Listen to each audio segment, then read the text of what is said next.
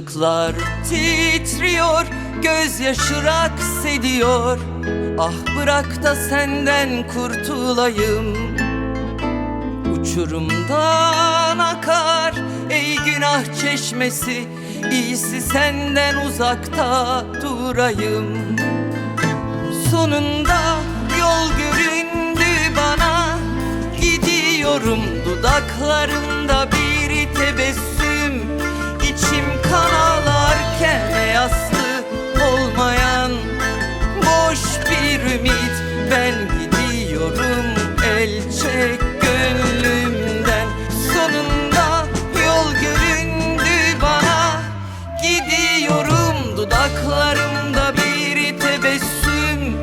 İçim kan ağlarken yaslı olmayan boş bir ümit. Ben gidiyorum, el çek gönlümden.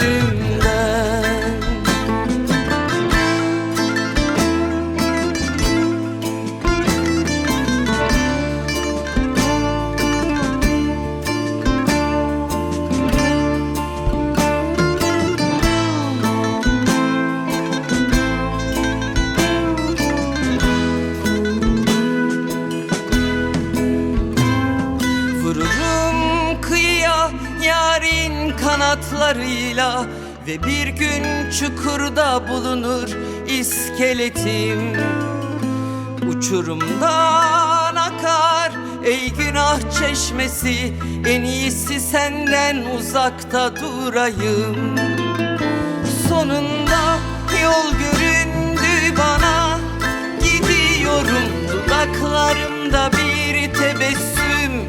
İçim kan ağlarken yaslı olmayan bomboş ümit. Ben gidiyorum, el çek gönlümden. Sonunda yol göründü bana, gidiyorum dudaklarımda